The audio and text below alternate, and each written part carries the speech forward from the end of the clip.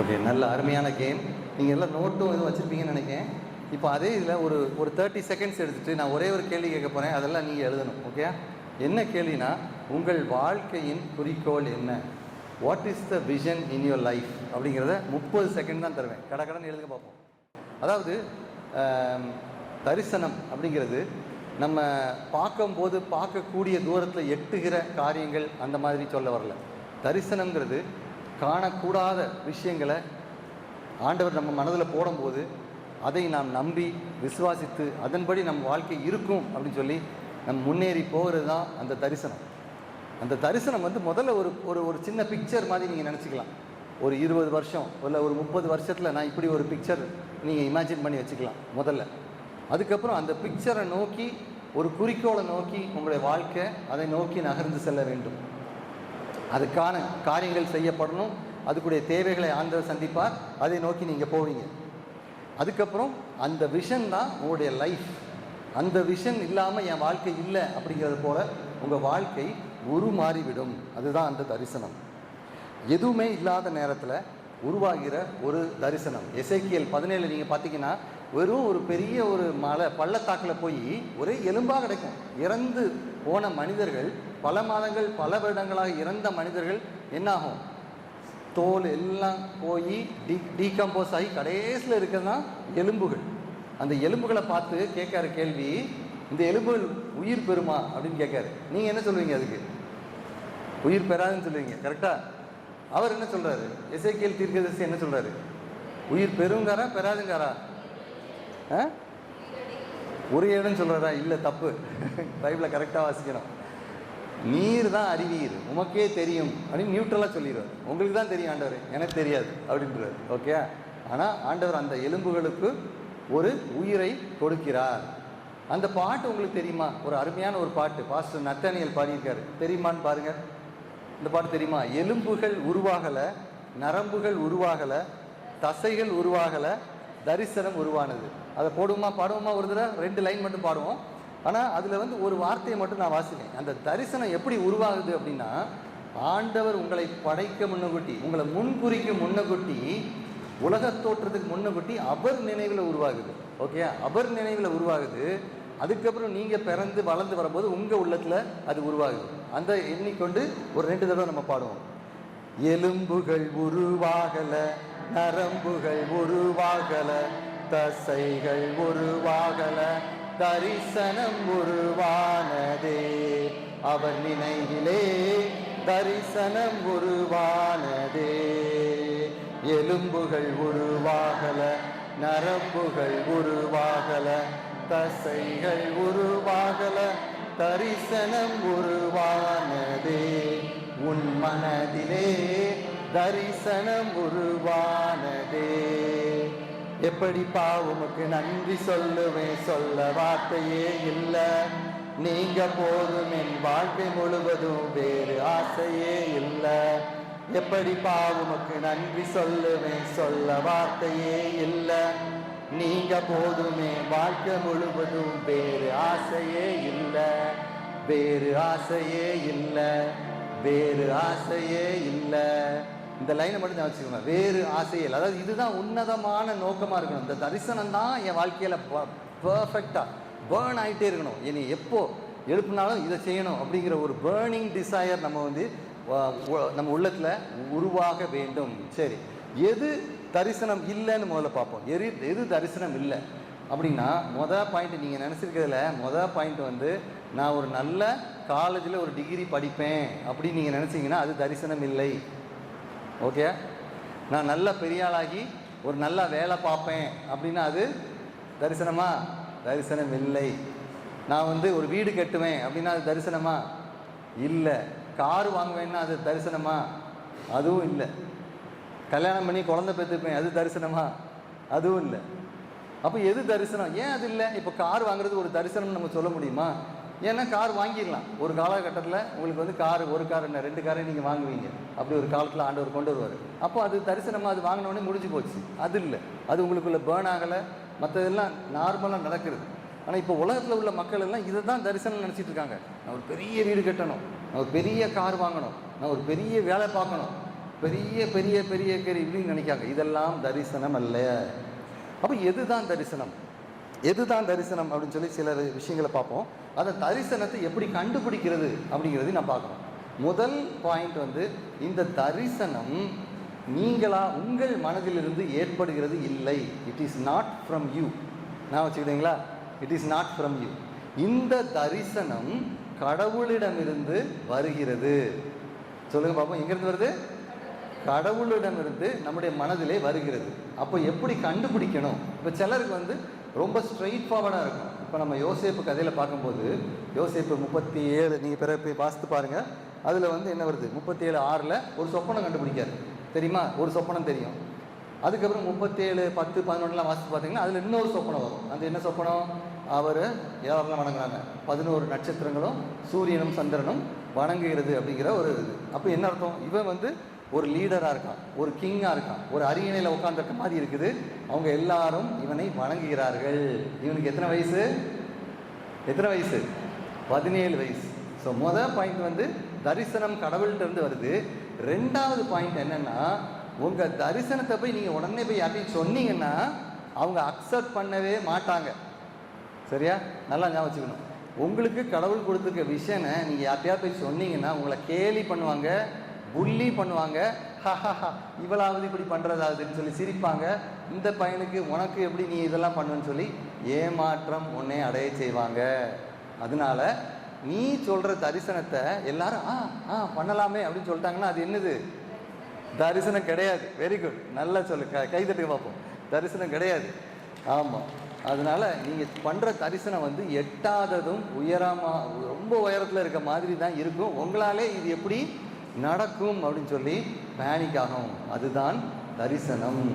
அதனால என்ன பண்ணணும்? யோசேப்பை மாதிரி எல்லா இடத்துலையும் போய் சொல்லாமல் ஏதாவது ஒரு ஆள்கிட்ட வேணால் சொல்லலாம். ஒரு ஆள், உன்னை நேசிக்கிற ஒரு ஆள், எக்ஸப்ட் ஒன் பர்சன், அவர் வந்து ஆமோதிக்கலாம். சரிப்பா, மனசில் வச்சுருப்போம் அப்படின்ட்டு. அதுக்கு 2 எக்ஸாம்பிள் சொல்கிறேன். மரியாள்கிட்ட போய் ஒரு தூதன் வந்து என்ன சொல்வார்?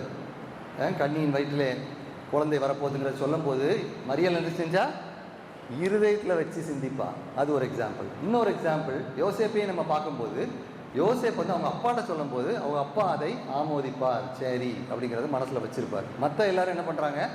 கேலி பண்ணுறாங்க, கிண்டல் பண்ணுறாங்க. எதுவுமே இல்லாமல் இருக்கும்போது, ஒரு 10 வருஷத்துக்கு முன்னாடி நீங்கள் இந்த இடத்துக்குலாம் நீங்கள் வந்திருக்கீங்களான்னு தெரியல, நல்ல காட்டு பகுதியாக இருந்துச்சு. அப்போது ஜேக்கப் ஜெயச்சந்திரா சார் இந்த இடத்துக்கு சொந்தக்காரங்க, அவங்கெல்லாம் எனக்கு நல்ல பழக்கம். அப்போது அவங்க மனசில் ஒரு விஷன், காடாக இருக்கும்.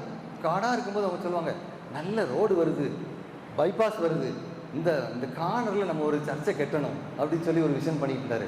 ஆனால் யோசித்து பாருங்களேன், ஒரே ஒரு குடும்பம் எவ்வளோ பெரிய சர்ச்சை நம்ம கட்ட முடியுமா? எவ்வளோ ரூபா செலவாகும் என்ன? ஆனாலும் அதை கட்டணும் அப்படின்னு சொல்லி ஒரு விஷன் வச்சு அழகாக கட்டி முடித்தாங்க. அதே போல் நானும் கூட எபிரோன் மையம் வரும்போது காடாக இருக்கும். அப்போல்லாம் ஒரு லாயரை கூட்டிகிட்டு வந்து இந்த இடத்துல நின்று காட்டினேன், இதுதான் ஒரு பிளாட் பிரதர், இதில் தான் ஒரு ஆஸ்பத்திரி கட்டலான் இருக்கேன்னு சொல்லி என்னுடைய தரிசனத்தை சொன்னேன். அப்போ அவர் என்னை பார்த்து சிரித்தார். சிரிச்சுட்டு என்ன சொன்னார்? இதை மறந்துடு பிரதர், இந்த இடத்துல ரோடே வராது, இன்னொன்று சகதியாக இருக்குது, இதில் கெட்டவே முடியாது, நீ அதனால் வேறு இடம் பாரு அப்படின்னு சொல்லிட்டு போயிட்டார் ஒரு 8 வருஷத்துக்கு முன்னாடி. இப்போ பாருங்கள், ரோடு வந்திருக்கு, எவ்வளோ ஆலயம் வந்திருக்கு, எவ்வளோ அழகாக வச்சுருக்கு. ஸோ இதுதான் ஒரு 10 வருஷத்துக்கு முன்னக்கூட்டி காண்ட ஒரு விஷன், நல்லா வரும், மக்களுக்காக சேவை பண்ணலாம் அப்படிங்கிற ஒரு விஷன். சரி, இதே போல் நமக்கு வந்து இந்த விஷனை ஆண்டவர் கொடுத்திருக்கிறார். இப்போ ஒரு எபிரோன் மையத்தை பற்றி ஒரு சின்ன சாட்சி. இன்னைக்கு காலையில் மதுரம் ஹாட்ஸ்பாட்டில் போய் சாப்பிட்டுட்டு இருந்தேன். காலையில் இட்லி சாப்பிட்டுட்டு ஒரு சர்ச்சில், ஐயா சர்ச்சு அங்கே போய் ஆழ்வாணியில் போய் பிரசங்கம் பண்ணக்காக கிளம்புனேன். அப்போ போய் இட்லி சாப்பிட்டுட்டு இருக்கும்போது 2 பேர் ஓடி வந்தாங்க. ஒருத்தர் ஓடி வந்தார், கொஞ்சம் வேகமாக தெரிஞ்சுது இவர் யாருன்னு. சார் நல்லா இருக்கீங்களா சார் அப்படின்னாரு. ஆமாம் நல்லா இருக்கேன், என் வீடு இங்கே தான் இருக்குது அப்படின்னாரு. வச்சுட்டு பக்கத்தில் உள்ள ஒருத்தர் காட்டுறாரு, நான் பண்ணி மாதிரி உருண்டு கிடக்கும்போது சார் தான் என்ன சரி பண்ணி விட்டாரு அப்படின்னு சொல்லிட்டு போகிறாரு. ஸோ பேசிக்காக அவ்வளோ கஷ்டத்துலேயும் குடியிலையும் வெறியிலையும் இருந்த மக்களை சரி பண்ணி விடும்போது அவர் பார்க்கும்போது வித்தியாசமாக இருக்கார், வேலை பார்க்காரு, குடும்பத்தை நடத்துகிறாரு, சந்தோஷமாக இருந்துச்சு. இந்த மாதிரி ஒரு டெஸ்டிமனி. ஸோ இப்படி ஒரு விஷனை கொடுக்கதை ஆண்டவர் செய்கிறார். எப்படினாலும் இருக்கலாம். அதாவது நிறைய வழிகள் இருக்கும், இப்படி இருக்கும் அப்படி இருக்கும், நிறைய வழிகள் இருக்கும். ஆனால் டைம் வேஸ்ட் பண்ணக்கூடாது. டைமை வேஸ்ட் பண்ணக்கூடாது. நான் என்ன சொல்கிறேன் அப்படின்னா, வருடங்களையோ நாட்களையோ மாதங்களையோ வேஸ்ட் பண்ணக்கூடாது. ஏன்னா நீங்கள் சில நேரத்தில் என்னென்னா யோசிக்காமல் நான் இப்படி இந்த கோர்ஸ் பண்ணி பார்க்கேன், இதில் நல்லா வந்துச்சுன்னா அதுக்கப்புறம் ஒன்று பார்ப்போம், அதுக்கு ஒரு 2 வருஷம் கழிச்சு இல்லை இந்த கோர்ஸ் எனக்கு சரி வரல, எனக்கு இது வேண்டாம், நான் இன்னொரு கோர்ஸ் பண்ணி பார்க்குறேன். அப்புறம் இன்னொரு கோர்ஸ், அது ஒரு 3 வருஷம் பண்ணி பார்த்துட்டு இது பாதியிலே இதெல்லாம் எனக்கு ஒப்பேராது, இதெல்லாம் படிக்க முடியாதுன்னு சொல்லிட்டு பிறகு இன்னொன்று அதுக்கு நான் இன்னொரு பிஸ்னஸ் பண்ணுறேன், நான் ஒரு பிஸ்னஸ் பண்ணி பார்க்கேன், அது சரியாக வருதான்னு பார்ப்போம். அப்புறம் பிஸ்னஸ் பண்ணிவிட்டு பிஸ்னஸ் லாஸ் ஆகுது. அதுக்கப்புறம் இனிமேல் என்ன பண்ணேன், யாராவது என்னாவது ஐடியா கொடுங்களேன் அப்படிங்கிறது. இது தரிசனம் இல்லை. ஏன்னா நமக்கு டைம் கிடையாது, யாருக்குமே டைம் கிடையாது. உங்களுக்கு 15-20 வயசு இருக்கலாம், பட் நமக்கு நேராக பார்த்தோம்னா என்ன தெரியுது, ஒரு 40-50-60 வருஷத்தில் என்ன தெரியுது, வெள்ளையா ஒன்று தெரியுங்களாடே, வெள்ளையா ஒன்று இருக்குங்களா, என்ன இருக்கும், கல்லறை. என்னது நம்மளுடைய டெஸ்டினேஷன் அங்கே தான். என்ன எல்லாரும் இங்கேயே உட்காந்துருக்க மாதிரி 100 வருஷம் நீங்கள் இங்கேயே உட்காந்துருவீங்களா? 100 years சொல்லுங்க பார்ப்போம். 100 வருஷம் 2125ஆம் வருஷம் இங்கே இருப்பேன்னு சொல்கிறவங்க மட்டும் கைதுங்க பார்ப்போம். என்ன 2125 யாரும் இங்கே இருக்க மாட்டீங்களா? அப்போ எங்கே இருப்பீங்க? தெரியுதுல்ல? So we have to start from the end to the beginning. நமக்கு டைம் வந்து லிமிட்டட், நம்ம வேஸ்ட் பண்ணிக்கிட்டே இருக்க முடியாது. நம்ம மொபைலை ஸ்க்ரோல் பண்ணிக்கிட்டு இருக்க முடியாது. நான் இதை ஒன்று பண்ணுவேன், இதை ஒன்று பண்ணுவேன், இல்லாட்டி எனக்கு போர் அடிக்குது, நான் வந்து இதை பண்ண போகிறேன், அப்படியே கிடையாது. நேரமே கிடையாது. Time is very very limited. So அதனால் ஒரு விஷனரி, தரிசனத்தை பெற்ற ஒரு மனிதனுக்கும் தரிசனத்தை பெறாத ஒரு மனிதனுக்கும் அநேக வித்தியாசங்கள் உண்டு. நம்ம ப்ராவப்ஸில் ஒரு வசனம் படிச்சிருப்போம். ப்ராவப்ஸ் 29:18 என்ன சொல்லுதுன்னா, தரிசனம் இல்லாத இடத்தில் ஜனங்கள் சீர்கெட்டு போவார்கள். இதை நல்லா இங்கிலீஷ்லையும் நல்ல மூல பாஷையிலையும் நம்ம ஆராய்ச்சி பார்க்கும்போது என்னன்னா, இந்த தரிசனங்கிறது விஷன். ஒரு மனிதனுக்கு கர்த்தர் கொடுக்கிற ஒரு தரிசனம், கர்த்தர் கொடுக்கிற ஒரு விஷன், அதைத்தான் நீங்க சொல்லுகிறது. அதை நீ ஃபுல்ஃபில் பண்ணாட்டி, அந்த தரிசனத்தை நோக்கி நீ போகாட்டி உனக்கு என்ன ஆயிரும்னா, ஜனங்கள் நீ கெட்டு போயிருவ. அப்போ இதே இதை மாற்றி சொல்கிறோம். அப்போ தரிசனம் உள்ள இடத்துல ஜனங்கள் எப்படி இருப்பாங்கன்னா, டிசிப்ளின்டாக இருப்பாங்க, செல்ஃப் இம்போஸ்ட் ஒர்க் பண்ணிக்கிட்டே இருப்பாங்க. அதாவது எப்படி சொல்கிறேன் அப்படின்னா, இந்த விஷனை அடையிறதுக்கு தேவையானது வந்து ஒரு டிசிப்ளின் அப்படிங்கிறது. இப்போ நீங்கள் ஸ்கூல் போனீங்கன்னா டிசிப்ளின் இருக்குது. இந்த டைமில் உள்ளே வரணும், இந்த பீரியட் முடிஞ்சவொடனே மாறணும், இந்த டைமில் பிரேக்கு, அந்த டைமில் முடியணும்னு சொல்லி ஒரு டிசிப்ளின் வருது. அதே மாதிரி ஹாஸ்டல் போனீங்கன்னா ஹாஸ்டலில் வந்து படிக்கிறதுக்குன்னு ஒரு டைம் கொடுக்காங்க. ஓகே, இப்போ அதே இது வீட்டில் உள்ள பிள்ளைங்களை பாருங்கள். வீட்டில் வந்து உள்ள பிள்ளைங்க தானாக படிக்க வேண்டும். அதே ஒரு டைம் வச்சுக்கணும். அதே ஒரு 6 மணி டு 8 மணி, அதுக்கப்புறம் ஒரு பிரேக்கு அப்படிங்கிற மாதிரி ஒரு டிசிப்ளின் வச்சுக்கணும். ஸோ இந்த டிசிப்ளினில் தனக்குத்தானே செல்ஃப் இம்போஸ்ட் ஸ்டாண்டர்ட்ஸ் நீங்கள் வச்சு ஒவ்வொரு மணி நேரத்தையும் நீங்கள் செலவிடும் போது அந்த விஷனை நோக்கி, நீ சொல்லலாம் சின்ன பையனாக இருக்கேன்னு சொல்லலாம், இல்லை, ஆனால் கூட அந்த விஷனுக்காக இப்போமே நீ வேலை செய்ய ஆரம்பிக்க வேண்டும், அதை பற்றி தெரிய வேண்டும், அதற்காக ஓட வேண்டும், அதற்காக பிரயாசப்படும் போது அந்த விஷனை ஃபுல்ஃபில் பண்ணலாம். ஒரு வாலிபன், அந்த வாலிபன், நான் சொல்றது 1813ஆம் ஆண்டு, அந்த வாலிபன் ஒரு ஏழ்மை நிலையில் ஒரு வில்லேஜில் பிறந்து அவருக்கு ரொம்ப அதிக ஆர்வம், வேதத்தில் ரொம்ப ஆர்வம், அதே போல் மருத்துவ படிப்புலையும் ஆர்வம். ஸோ அவர் டாக்டர் ஆனார். அதே போல் பைபிளையும் உட்காந்து படிச்சுக்கிட்டே இருப்பார். நிறைய நேரம் வந்து கேண்டில் லைட்டில் தான் உட்காந்து படிப்பார். அந்த காலத்தில் இந்த மாதிரி மின்சாரம்லாம் கிடையாது. கேண்டில் லைட்டில் உட்காந்து வேதத்தை படிக்கிறது, திரும்ப பைபிளை படிக்கிறது, அப்படியே சொல்லி இருந்தார். அப்போ வந்து அவர் வேலையும் பார்த்தார். அந்த காலத்தில் சைல்ட்ஹுட் லேபர்னு உண்டு. ஸோ ஸ்காட்லாண்டில் பிறந்த இவர் 14 மணி நேரம் ஒரு நாளைக்கு வேலை செய்வார். அவருக்கு 12-13 வயசு இருக்கும்போது எவ்வளோ நேரம் வேலை செஞ்சாராம்? 14 hours வேலை செய்து விட்டு அதுக்கப்புறம் வந்து பைபிள் படிப்பாராம். அதுக்கப்புறம் உட்காந்து மருத்துவத்தை படித்து மருத்துவர் ஆனார். 28ஆம் வயதிலே அவர் வந்து ஆப்பிரிக்காவுக்கு போக வேண்டும் என்கிற வாஞ்சை அவரிடம் இருந்தது. ஸோ ஆப்பிரிக்கா போகணுங்கிறது ஆண்டவர் நேரம் வந்து சொல்ல மாட்டார். ஆனால் அதற்குரிய காரியங்களையும் அதற்கான வழிமுறைகளையும் ஆண்டவர் கொடுத்துக்கிட்டே இருப்பார். அவரால் அதை மூவே பண்ண முடியாது. அதுதான் அந்த விஷன். அந்த ஆப்பிரிக்கா போனால் தான் அவருக்கு சரியாகும். மேபி அவர் அங்கே ஸ்காட்லாண்டிலே இருந்து ஒரு பெரிய பிஸ்னஸ் பண்ணியிருக்கலாம், ஒரு ஒயின் ஷாப் வச்சுருக்கலாம், பெரிய ஆளாக இருக்கலாம். ஆனால் அதெல்லாம் அவர் ஃபுல்ஃபில்லே பண்ணலை.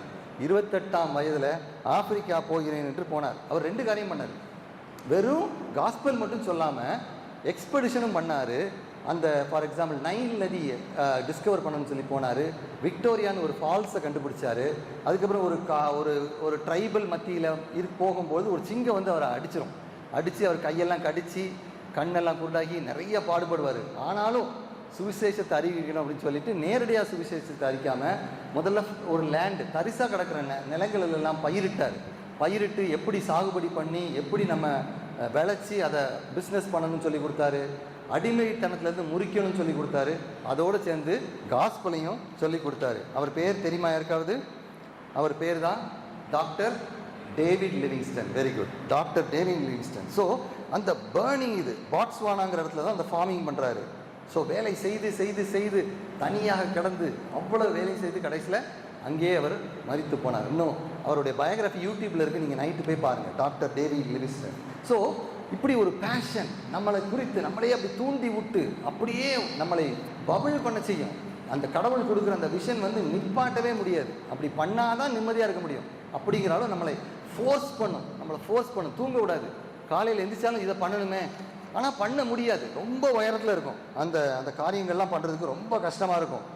அதனால் நம்ம கரெக்டாக சூஸ் பண்ணணும், கரெக்டாக சூஸ் பண்ணணும். எல்லாமே எடுக்கக்கூடாது. 1 Corinthians 6:12 பால் சொல்கிறாரு, எல்லாவற்றையும் அனுபவிக்க எனக்கு அதிகாரம் உண்டு. எல்லா வழிகளையும் நான் போகலாம், இப்படியும் போகலாம், வடக்க போகலாம், தெற்க போகலாம், எங்கேனாலும் போகலாம். ஆனாலும் எல்லாம் சம்மதியாயிடாது.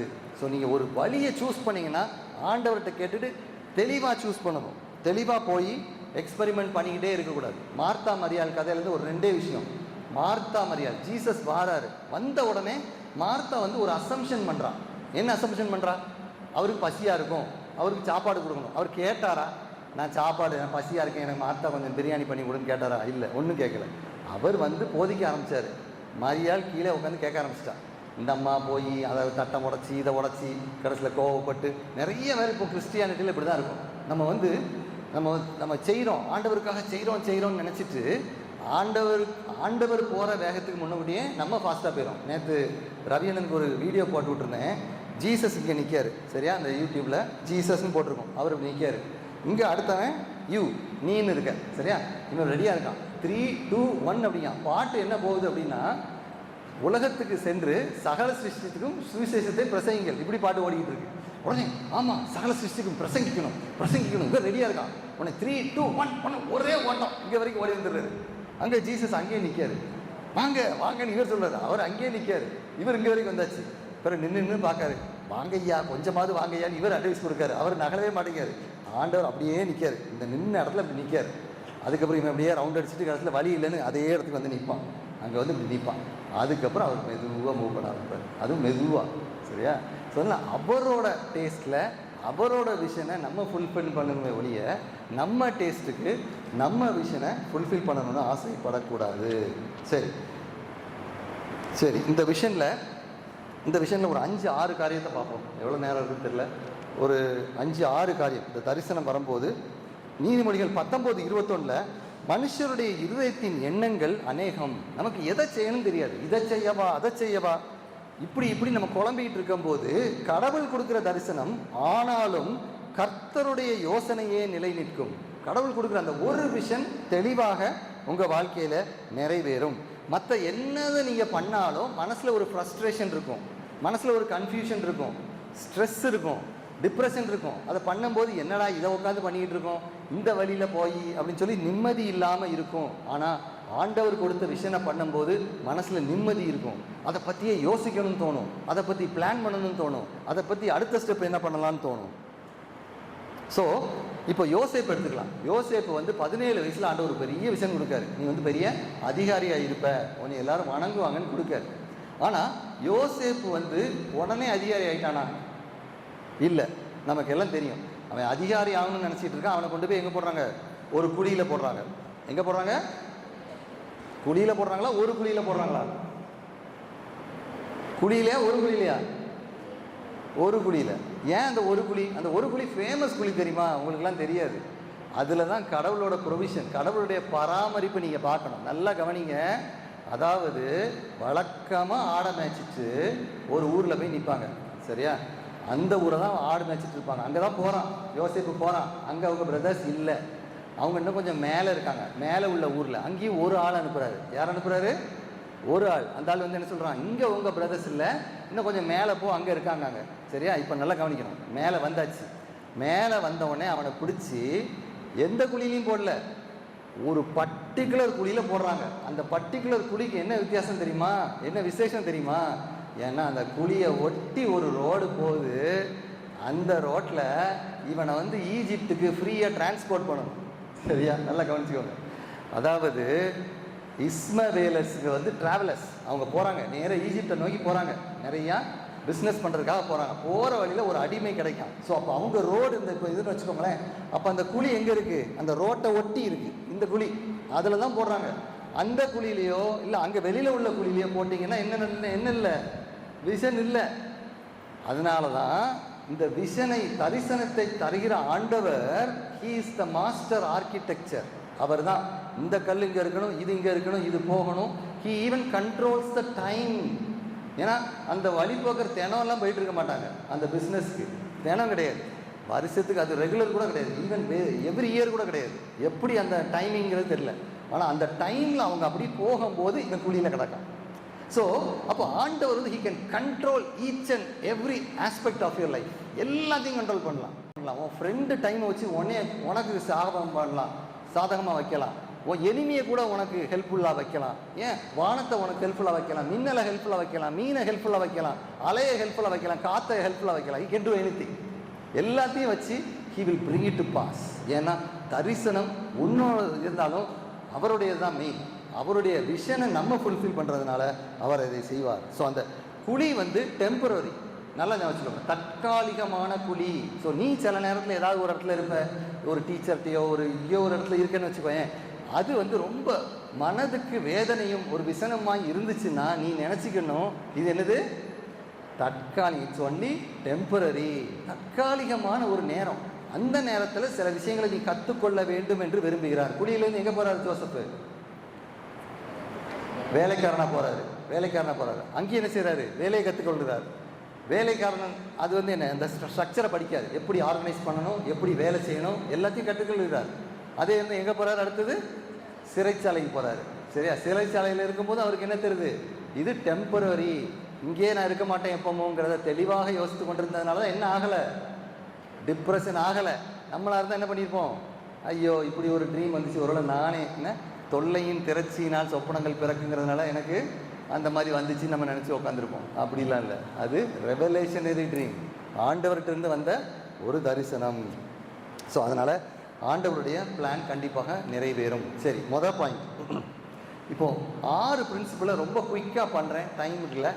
6 பிரின்சிபல். மொதல் பிரின்சிபல் இந்த விஷன், தரிசனம் நிறைவேறணும்னா 6 காரியம். இது எந்த லீடராக இருந்தாலும் சரி, அது ஆபிரகாமாக இருந்தாலும் சரி, ஜாஷுவா இருந்தாலும் சரி, மோசேனாலும் சரி, தாவீது, ஈவன் ஜீசஸாக இருந்தாலும் சரி, எல்லாருமே நான் சொல்லுகிற பாயிண்ட்ஸ் எல்லாத்தையும் அவங்க ஃபுல்ஃபில் பண்ணி ஃபாலோ பண்ணி வரதுனால தான் இந்த தரிசனம் நிறைவேறுகிறது. மொதல் point obey the word of God. கர்த்தருடைய வார்த்தைக்கு கீழ்ப்படியணும்.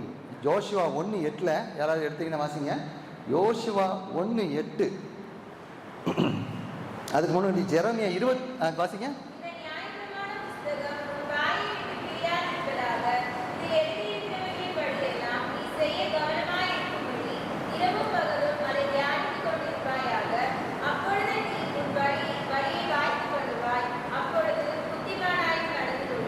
சரி, நல்லா கவனிச்சுக்கோங்க. இந்த கர்த்தர் கொடுக்கிற வார்த்தையின்படி நடக்கும்போது தான் என்ன நடக்க போகுது, உன் வழியை வாய்க்க பண்ணுவாய். அதுதான் முதல் பாயிண்ட். எரேமியா 29:11 சொல்லுது, I know the plans I have for you.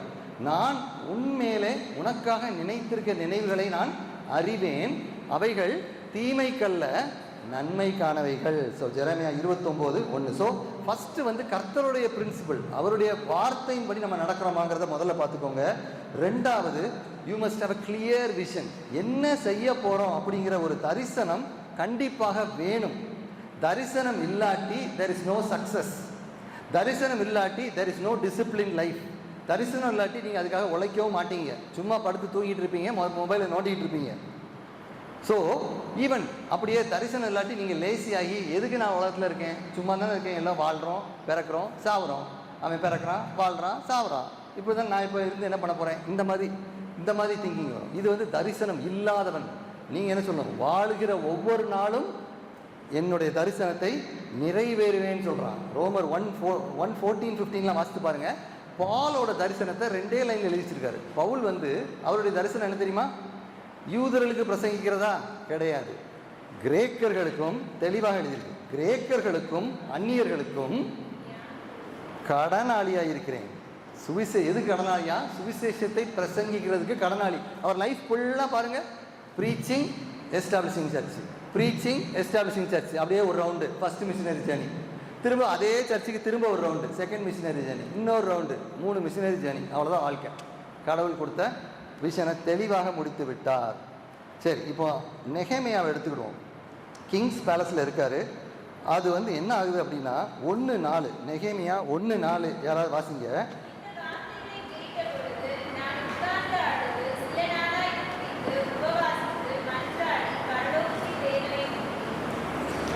சரி, அதாவது ஸோ ஃபஸ்ட்டு விஷன் ஒரு நெகேமியாவே நம்ம எக்ஸாம்பிள் வச்சுக்கிட்டோம். நெகேமியோட தரிசனம் என்ன தரிசனம்? எருசலேம் மதில்களை கட்ட வேண்டும். ரொம்ப சிம்பிள், எருசலேம் மதில்களை கட்ட வேண்டும். ஆனால் பொதுவாக எருசலேம் மதில் எவ்வளோ பெருசு நீங்கள் பார்த்துருப்பீங்களான்னு தெரியல. அதை கெட்டணும்னா கிட்டத்தட்ட லட்சக்கணக்கில் ஆட்கள் வேணும். லட்சக்கணக்கில் ஆட்கள் இருந்தால் தான் அவர் சொல்கிற மாதிரி கொஞ்ச நாட்களில் கெட்டி முடிக்க முடியும். இல்லைன்னா அந்த ப்ராஜெக்ட் 5 வருஷம் 10 வருஷம் ஆயிரும். ஸோ அவ்வளவு பெரிய ஒரு ப்ராஜெக்ட். ஸோ அதனால் அந்த அந்த விஷன், அவரோட விஷன் என்னது? எருசலேம் மதில்கள் உடைந்து விட்டது. அப்போது அவர் என்ன தரிசனம் வைக்காரு? எருசலேம் மதில் நான் கெட்டணும். உடனே ஒரு ஒரு ஒரு மனசில் ஒரு பாரம் வருது. அவர் என்ன செய்கிறாரு? துக்கிக்கிறாரு, அழுறாரு, உபாசிக்கிறாரு, மண்டாடுறாரு தேவன் நோக்கி. ஸோ இதான் ஃபஸ்ட்டு ஸ்டெப் ஆகுது. என்னது? பேஷன். ஆண்டவரே, இதை எப்படி நான் செய்ய? ஏன்னா இவரால் பண்ண முடியாது. இவர்கிட்ட கையில் எதுவுமே கிடையாது, எந்த ரிசோர்ஸஸும் கிடையாது. அதே போல தான் நமக்கும், நம்மகிட்ட எந்த ரிசோர்ஸஸும் இல்லாத போது ஆண்டவர் ஒரு தரிசனத்தை கொடுத்து நீ இதை செய் அப்படின்னா நமக்கே மலைப்பாக இருக்கும். சில நேரத்தில் நமக்கு டிப்ரெஷன் ஆயிரும்.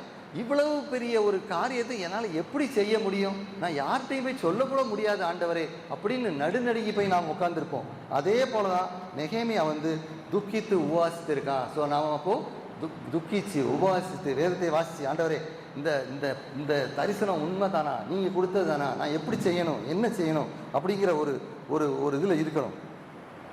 வாசல்கள் சுட்டரிக்கப்பட்டது. அதுக்கப்புறம் கிங் கேட்காரு, ராஜாவே கேட்காரு, வாட் டு யூ வாண்ட்? ராஜா கேட்காரு, உன் முகம் துக்க முகமாக இருக்க, உனக்கு என்ன வேணும்? What do you want? இப்போ ஆண்டவராய கர்த்தர் உங்கள் ஒவ்வொருத்தருக்கும் இன்னைக்கு ஒரு கேள்வி கேட்காருன்னு வைங்களேன். வாட் டு யூ வாண்ட் அப்படின்னு கேட்டால் உங்களால் உடனே ஆன்சர் சொல்ல முடியுமா? கார் வேணும்னு தயவுசெய்து கேட்டுறாதுங்க. ஏன்னா அது ஒரே செகண்டில் வந்துடும், பிரச்சனையே இருக்காது.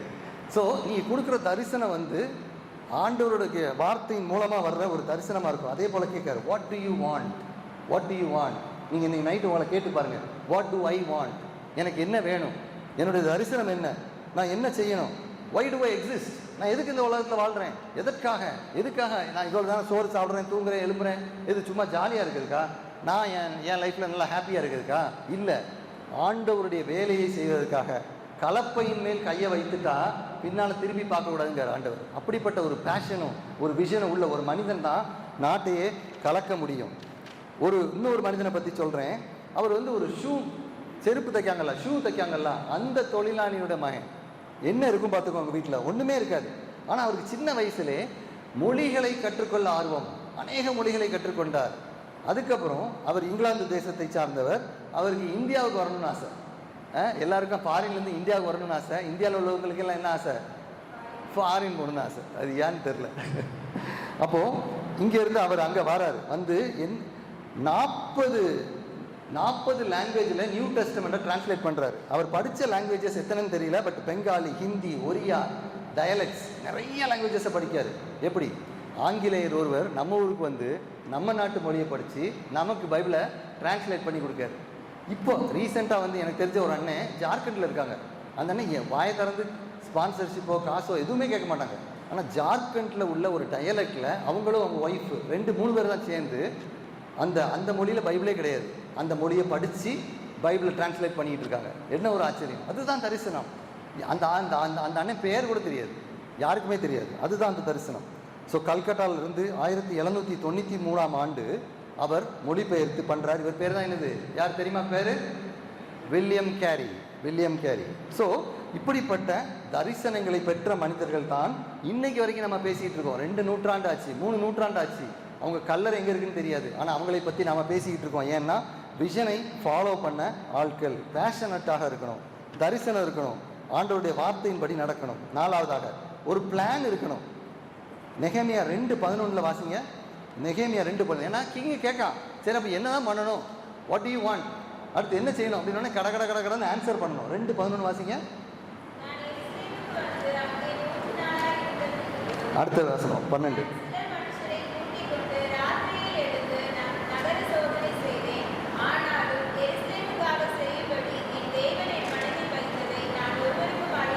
சரி போதும். சரி சார், இப்போ வந்து இந்த பிளான் போட பிளானிங் ஸ்டேஜில் வாயை திறந்து யாரையும் சொல்லக்கூடாது. நல்லா ஞாபகம் வச்சுக்கோங்க. நீங்கள் பிளான் பண்ணி ஒரு விஷனை ஆண்டவர் கொடுக்கும்போது அதுக்காக ஜெபிக்கணும். அதுக்கப்புறம் ஒரு டேட்டா கலெக்ட் பண்ணணும். என்ன செய்ய போகிறோமோ அதோடைய டேட்டா. நீங்கள் அழகாக பாருங்களேன், 12ஆம் வசனத்தில் ராத்திரி போகிறான், ஒன்று நகரத்தை சோதனை செய்கிறான். சில ட்ரூத்ஃபுல் மென்னை மட்டும் கூட்டிகிட்டு போகிறான். தான் என்ன செய்கிறேன்னு சொல்லலை, நான் போய் பார்க்க போகிறேன் கூடவா அப்படின்னு சொல்லி ஒரு ரவுண்டு அப்படியே சைலண்ட்டாக, இந்த நைட்டு போலீஸ் பெட்ரோல் வருதுல அந்த மாதிரி சைலண்ட்டாக ஒரு ஒரு ஒரு ரவுண்டு அடிக்காது.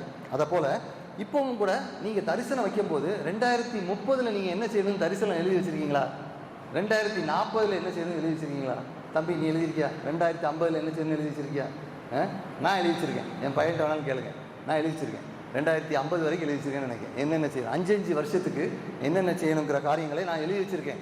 என்னென்ன திட்டங்கள் செய்யணும்னு சொல்லி ஆண்டவர் எனக்கு போடுறதை எழுதி வச்சுருக்கேன். முதல்ல இன்றைக்கி நீங்கள் ஒரு லைன் எழுதியிருக்கீங்க, இப்போ இது முடிவில் இன்னும் கொஞ்சம் எழுத போகிறீங்க. அதே போல் வீட்லேயும் போய் இன்னும் கொஞ்சம் எழுத போகிறீங்க. அந்த நோட்டை உங்கள் ஒரு ப்ரேயர் டைரியாக வச்சுக்கோங்க, உங்கள் தரிசனத்தின் ஒரு புத்தகமாக அதை வச்சுக்கோங்க.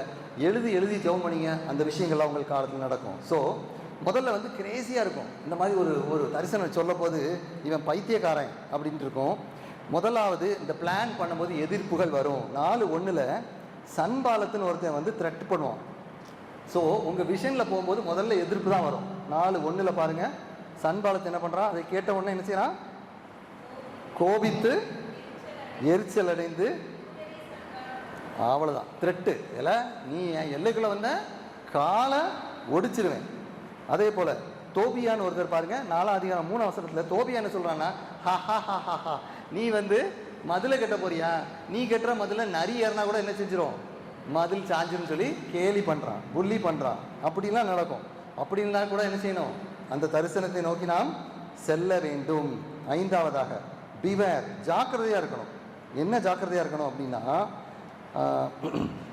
6ஆம் அதிகாரம் 10ஆம் வசனத்தில் வந்து நீங்கள் பார்த்தீங்கன்னா ஒருத்தன் வந்து சொல்லுவான், ஐயோ உனக்கு எதிராக நிறைய பேர் வராங்க, உனக்கு எதிராக ப்ராஃபஸிலாம் சொல்லிட்டாங்க, அதனால் நீ போய் ஆலயத்துக்குள்ளே போய் கதவை பூட்டிட்டு உள்ளே உட்காந்துக்கோ, உன் உயிர் தப்பி பிழைக்கும் அப்படின்னு சொல்லி த்ரெட் பண்ணுறான். இது வித்தியாசமான ஸ்பிரிச்சுவலாக த்ரெட்டு. ஒரு ப்ராஃபட் சொல்லிட்டான்னு சொல்லி வந்து சொல்கிறது. அதுக்கு பதில் என்ன சொல்கிறான்னு பாருங்களேன் நெகேமியா. அதை மட்டும் வாசிக்கேன்.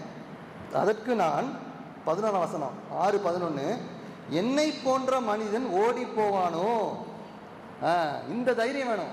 அப்படி ஒருத்தர் ஒரு ப்ராஜெக்ட் பண்ணிட்டு இருக்கும்போது யாராவது த்ரெட் பண்ணால் ஓடி போகிறது நம்ம வேலை கிடையாது.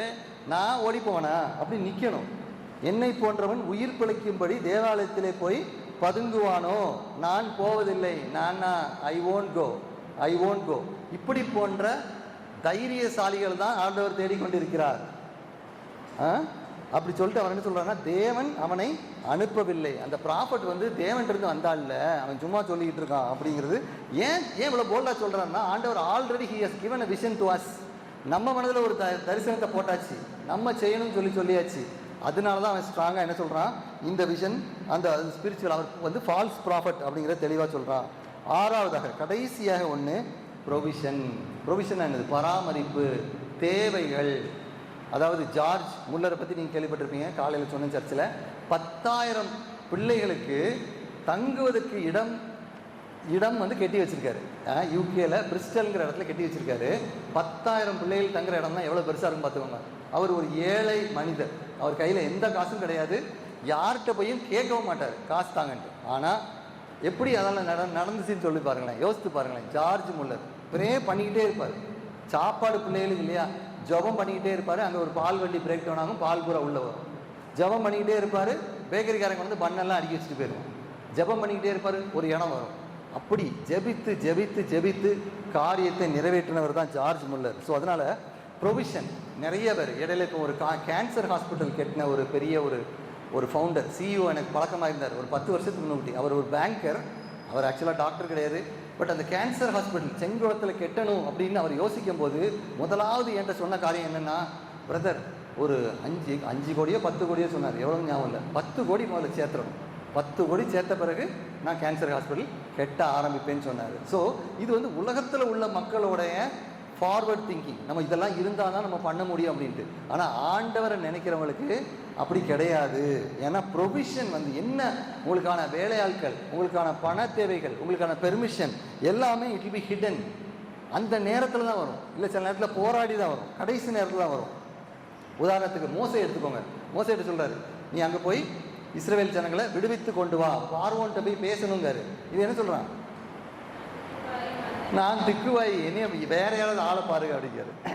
உடனே ஆண்டவர் என்ன சொன்னார், உன் திக்குவாய் சுகமாக்குறேன்னாரா? என்ன சொன்னார், என்ன சொன்னார்?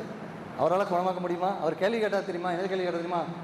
காதை யார் உண்டாக்குனா, வாயை யார் படைச்சா, ஹூ இஸ் த கிரியேட்டர், எனக்கு தெரியாதா அப்படின்னு சொல்லிட்டு, உனக்கு சுகமாக்க மாட்டேன், ஆனால் உனக்கு ஆரோன் வந்து மவுத் பீஸாக இருப்பான், அவன் உனக்கு சார்பில் பேசுவான்னு சொல்லி ப்ரொவிஷன் கொடுக்காரு. ஸோ ஆண்டவர் ப்ரொவிஷன் தருவார். சரி, இதுதான் ஒரு சின்ன இன்ட்ரொடக்ஷன். நீங்கள் இதில் நல்லா யோசிங்க. இன்னைக்கு நிறைய விஷயங்களை கற்றுருப்பீங்கன்னு நினைக்கிறேன். சரி, இப்போ தரிசனம், இப்போ இன்னொரு 30 செகண்ட் தரேன். தரிசனத்தை திரும்ப எழுதுங்க. எல்லாரும் தலை வணங்கி ஒரு நிமிடம் ஜெபிப்போம். அன்புள்ள பரலோக தகப்பனே, ஆதியிலே எங்கள் முற்பிதாக்கள் ஆபிரகாம் முதல் யோவான் வரை இன்னும் புதிய ஏற்பாட்டில் உள்ள முற்பிதாக்கள் எல்லாரையும் ஆண்டவரே நீங்கள் தரிசனத்தை கொடுத்தீங்க. அந்த தரிசனத்தை நிறைவேறதுக்கு நீங்கள் தேவையான ப்ரொவிஷன்ஸ் கொடுத்தீங்க. அந்த தரிசனம் ஒவ்வொருடைய மனதிலும் தீயாக எரிந்ததப்பா. அதே போல் இதை கேட்கிற ஒவ்வொரு மனதிலும் நீர் என்ன வைத்திருக்கிறீர் என்கிற தரிசனம் மனதிலே தீயாக பற்றி எரியட்டும். அதற்கான காரியங்களை நீங்கள் அந்த வழிகளை திறந்து கொடுங்கப்பா.